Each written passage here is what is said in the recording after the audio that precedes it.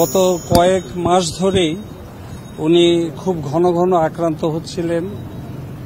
আজকে আমরা যে কারণে এখানে ভর্তি করিয়েছি সেটা হচ্ছে যে ওনার কতগুলো সমস্যা একসাথে দেখা দিয়েছে। সেটা হচ্ছে ওনার চেস্টে ইনফেকশন হয়েছে এবং যেহেতু উনি হার্টের সমস্যা আগে থেকেই ছিল, আপনারা জানেন যে ওনার হার্টে পার্মানেন্ট পেসমেকার আছে এবং হার্টে ওনার স্ট্যান্ডিং করা হয়েছিল, রিং পরানো হয়েছিল।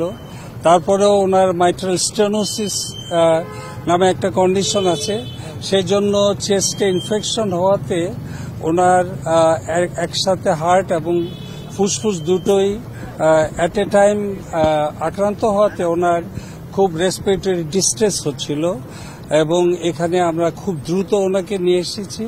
নিয়ে এসে আমরা খুব তাৎক্ষণিকভাবে যেই দ্রুত পরীক্ষাগুলো করা দরকার করেছি। করার পরে আমরা প্রাথমিক যে রিপোর্ট পেয়েছি সে অনুযায়ী মেডিকেল বোর্ডের সবাই বসে আমরা প্রাথমিকভাবে ওনাকে অ্যান্টিবায়োটিক দিয়েছি। ওনাকে যেভাবে প্রাথমিক দ্রুত এবং জরুরি চিকিৎসা দেওয়ার দরকার হয় সেটা দিয়েছি এবং আশা করছি যে নেক্সট 24 আওয়ার্সের মধ্যে আরও কিছু রিপোর্ট আসবে। উনি আমাদের নিবিড় পর্যবেক্ষণে আছেন এবং আমরা মনে করছি যে নেক্সট 12 আওয়ার্স 12 ঘন্টা ওনার পরবর্তী পরিস্থিতি কি হয় সেটার জন্য খুব গুরুত্বপূর্ণ। সম্মানিত সাংবাদিকগণ, আপনারা এতক্ষণ আমাদের বাংলাদেশ জাতীয়তাবাদী দলের চেয়ারম্যান দেশনেত্রী বেগম খালেদা জিয়ার সর্বশেষ স্বাস্থ্যের অবস্থা সম্পর্কে আমাদের প্রফেসর ডক্টর এফএম সিদ্দিকী সাহেব আপনাদেরকে ব্রিফ করেছেন এবং আপনারা দেখেছেন যে ওনার মেডিকেল বোর্ডের সম্মানিত সদস্যরা প্রায় অধিকাংশ এখানে উপস্থিত আছেন এবং যারা বিদেশে আছেন তাদের কথা উনি বলেছেন। তবে এখানে যে জিনিসটি আপনাদেরকে আমরা বলতে চাই সেটি হচ্ছে যে আজকে এই অবস্থায় ওনার শারীরিক অবস্থা নিয়ে আমরা ডেফিনেটলি ওনার সুচিকিৎসার ব্যাপারে যথাযথ ব্যবস্থা গ্রহণ করা হচ্ছে এবং সর্বোচ্চ সতর্কতা অবলম্বন করে নিবিড় চিকিৎসা দেওয়া হচ্ছে।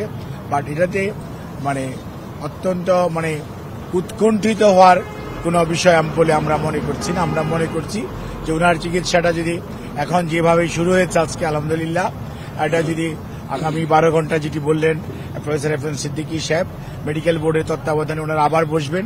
বসার পর পরবর্তীতে ওনার স্বাস্থ্যের অবস্থার উপর পর্যবেক্ষণ করে কি ধরনের চিকিৎসার পরিবর্তন আনা যায় সেই অনুযায়ী ব্যবস্থা নেবেন। এবার আপনার কথার যেটি প্রফেসর সিদ্দিকী সাহেব যেরকম বলেছেন বা শাহাবুদ্দিন সাহেব বা জাফর বা জিয়া অথবা আমাদের সাইফুল সাহেবদের যে পর্যবেক্ষণ, তাতে আমাদের মনে হয় যে আমাদের হয়তো এটা তো আর এখনই প্রেডিক্ট করা যায়, হলফ করে বলা যাবে না।